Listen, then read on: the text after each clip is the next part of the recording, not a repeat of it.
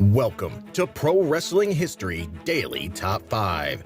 I'm your host, the eclectic gentleman, Stephen Watts, and join me as I count down the top 5 moments for this day in pro wrestling history.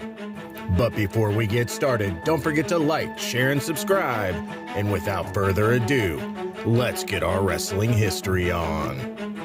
Number 5, 1998. The Dudley Boys defeat Masato Tanaka and Balls Mahoney for the ECW World Tag Team titles, starting their 5th reign and breaking the record for the most ECW tag title reigns.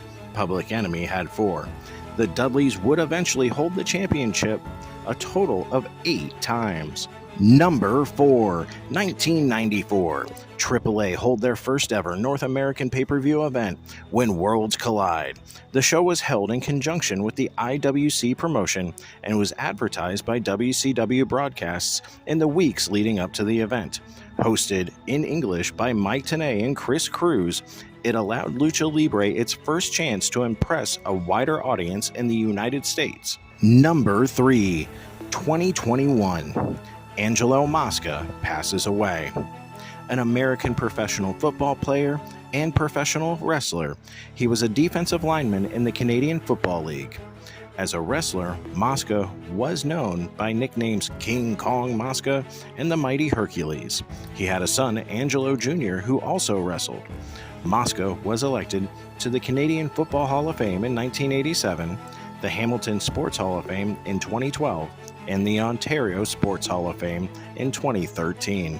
Number 2, 2018. Jose Lothario passes away. Lothario started his career in the early 50s in Mexico, where he was an accomplished boxer and wrestler. Having already earned success there as a luchador, Lothario was able to establish himself as a hot commodity before he moved to the United States in 1957.